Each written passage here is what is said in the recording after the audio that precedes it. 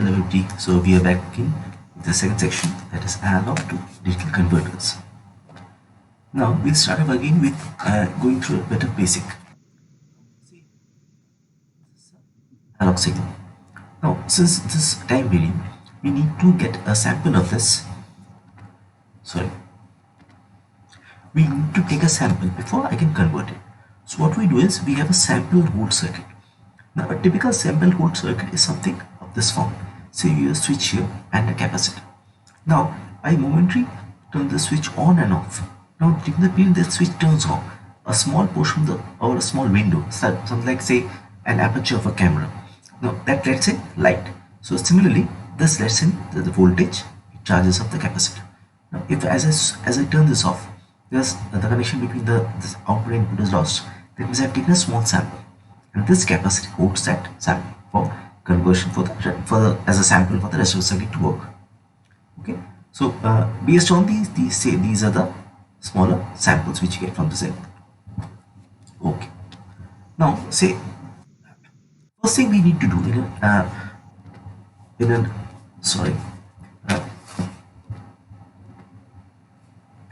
an analog digital converter is divide the input voltage into a number of levels. Now say here we've divided the input voltage into 8 levels.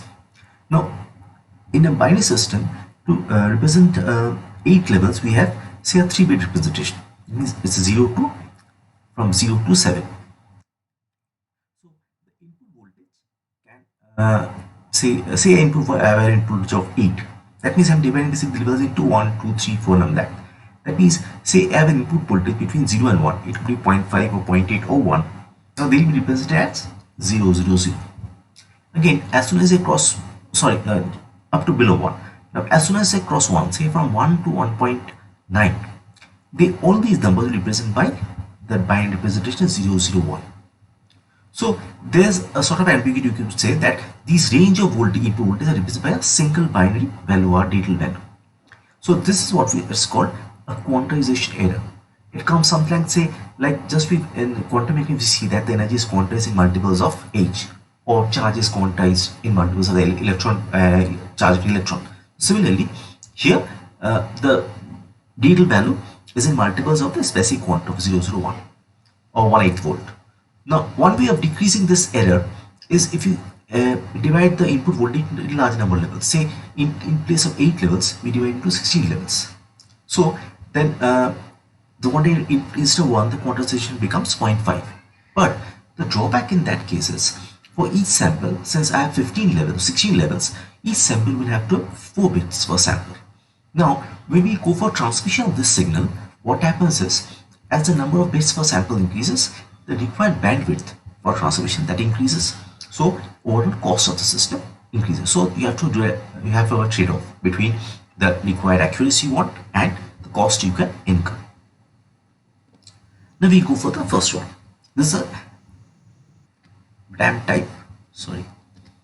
This is a ramp type, or it's called staircase. Sometimes staircase or ramp type approximation, or continuous tracking something. Okay. So here what we have an n-bit counter. We learned it as we learned in class on digital circuits. If it's a 4-bit counter, it will count from 0 to 15 and so on. And this is a digital to analog converter. This is why we've learned the digital converter first of all. Okay. Now this is a comparator. This is an AND gate, as you can see. Now what happens is, initially, as soon as you give a start conversion pulse, the counter is set to 0. So that 0 is converted to a digital value, to an analog value, and we give it to the comparator. The other input of comparator is the input voltage, sample value of the input voltage. Now as long as this input value is greater than this one, we get a positive value here. So in an AND gate, if one of the inputs is 1, what happens? The output follows the other input. That means since is 1, if you get a 1 here, you'll get a 1 here.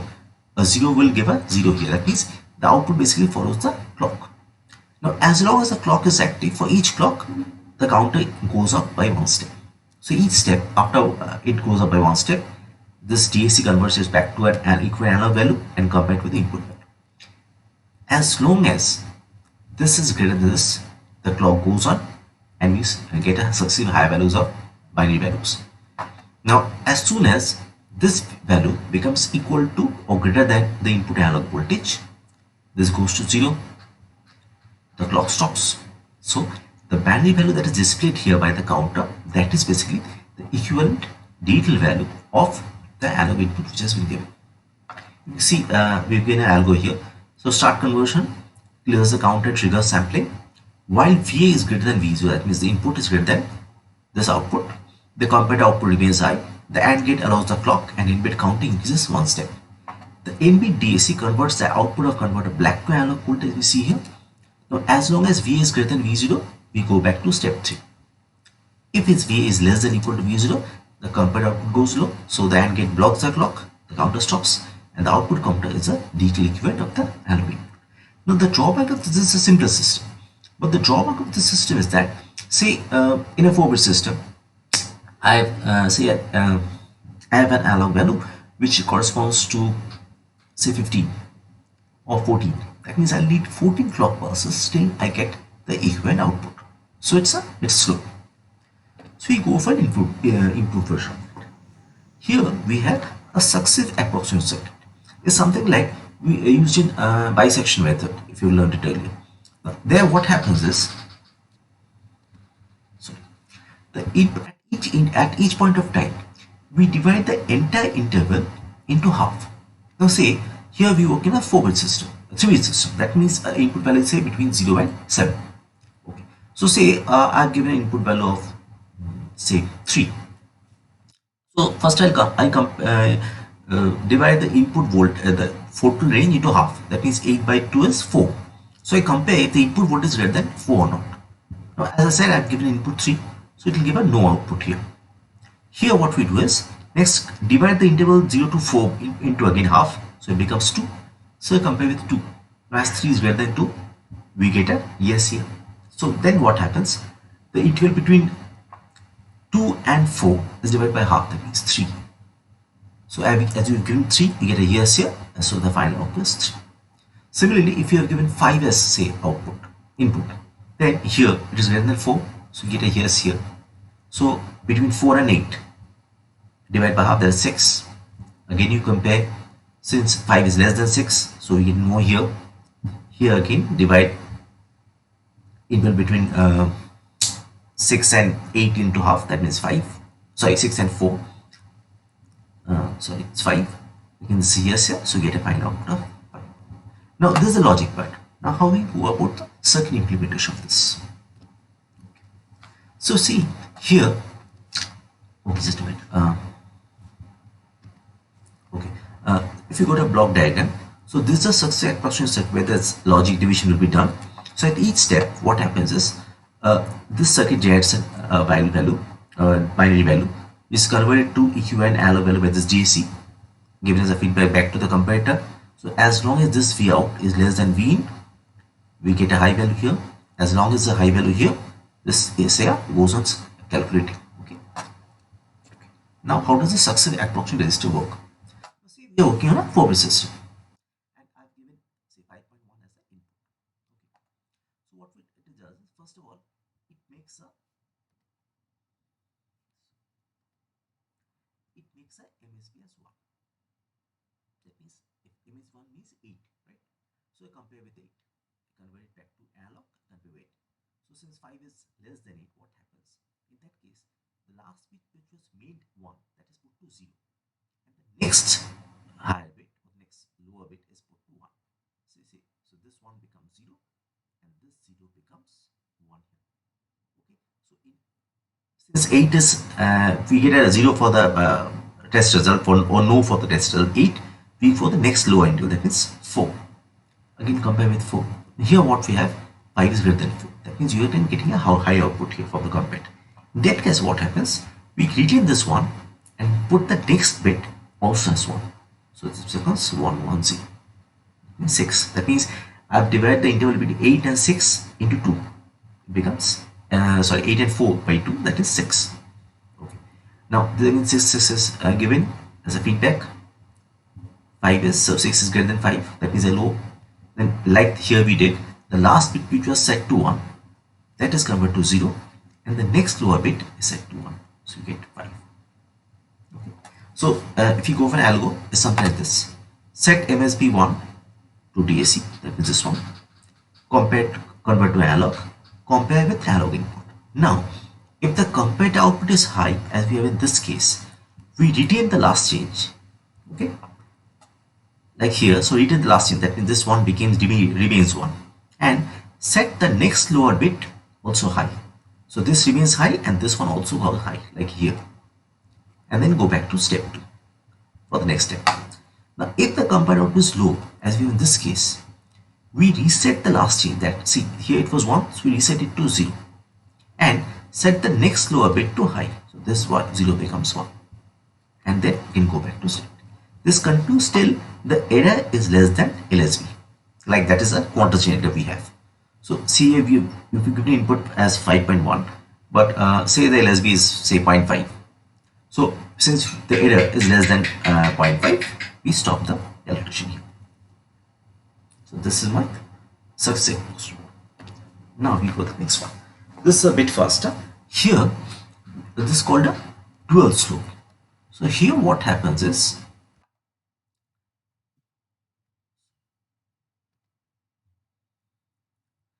here the basic building blocks are, there's a comparator here.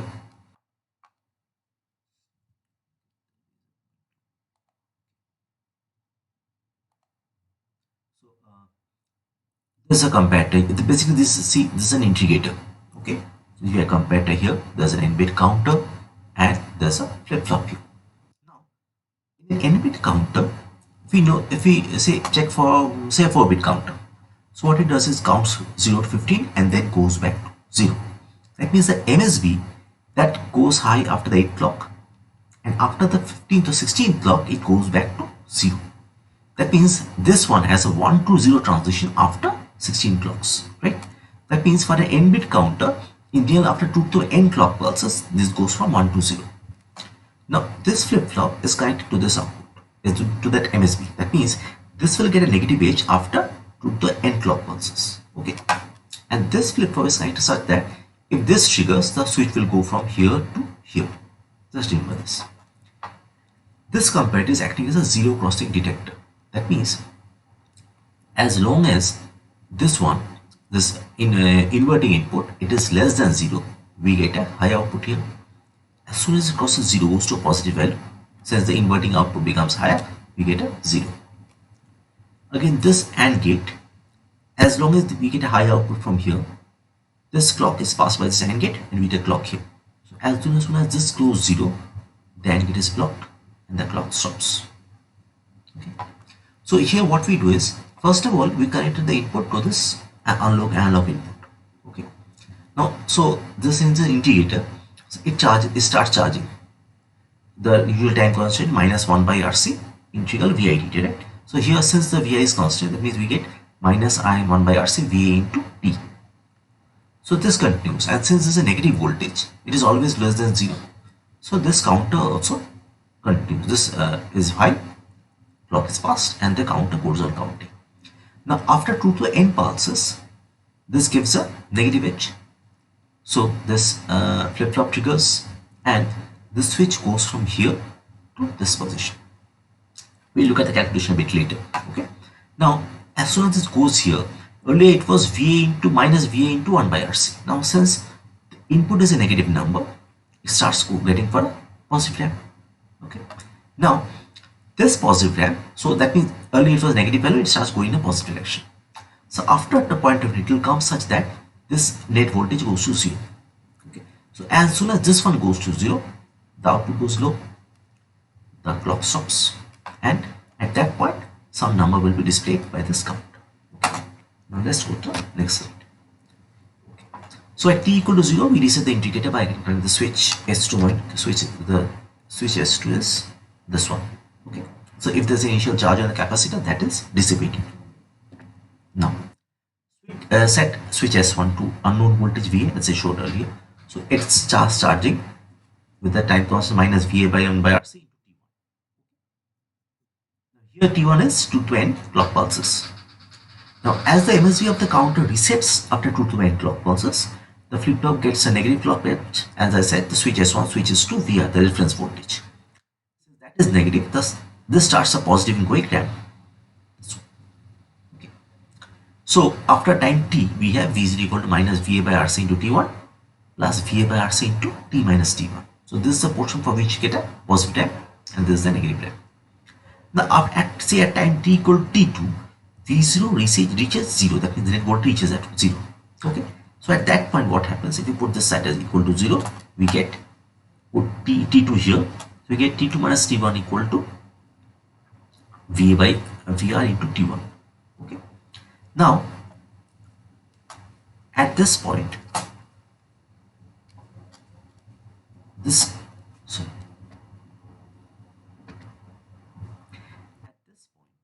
what happens is the what should I say? Okay, the counter, it's say displaying a value equivalent to n. Okay, say 5 or 7, whatever. That means since t1 was 2 to n pulses, okay, after it was reset to 0. So if I have 5, that means t2 minus t1 basically corresponds to that 5 clock pulses. So n into tc. Okay, so tc is 2 to n. So what we have is n is equal to VA by VR into 2n. So what we see is the value which is displayed on the counter when the counter stops finally is proportional to the unknown voltage V. Since we have two slopes, a negative and a positive, it's called a closed loop counter, and this is much faster than the earlier two ones. It's ramp type or successive. Now we come to the last one. This is probably the fastest of all the converters. Here what happens is we have, instead of a single comparator, we have a series of comparators. Okay. Now the input voltage, say for a 3-bit system, again the input voltage is divided into 8 levels. So here we have, see, so many comparators, 1, 2, 3, 4, 5, 6, 7. Okay. Now this is a voltage divider circuit. So VR is divided into so many levels, and the input voltage is put it as the non-inverting input into all the comparators. At each stage, the comparator compares the input voltage to this voltage divider circuit. Now say again we have say input voltage 8 volt. Okay, so since this 1, 2, 3, 4, 5, 6, 7, okay, also 7 volt. Okay, so VA by 7. So this comes to, since there are several releases, which comes to around 1 volt. Okay. So if the input voltage is between 0 and 1, what happens is all the comparators give a 0 output. So if all the comparators give a 0 output, we get a binary value of 0, 0, 0. Again, say VA is between V1 and V2. Okay, say this is V1, this is V2. So that means this comparator goes high, but all the others give a 0 value. In that case, we give the digital output as 0, 0, 1. This, in a similar manner, we go about this. Now, so what have we are series of comparators? These are latches which holds their output, and this is a decoding logic which based on these comparator outputs give the corresponding digital value. Now if you have to understand the digital logic for a 3-bit system, it's a bit complicated. So what we'll do is we for similar logic we'll go for a 2-bit system and see how it works. Here we have a set 2-bit system. Okay, so we have 4 levels. The input will divide into 4 level input voltage. We have 3 comparators. So V is divided into V by 4, 2V by 4, 3V by 4, and this one is above 1. Okay. Now say again, say for simplicity we have input voltage as say the V is 4 volt. So this as a V1 is for 1 volt, this for 2 volt, this for 3 volt, and all that.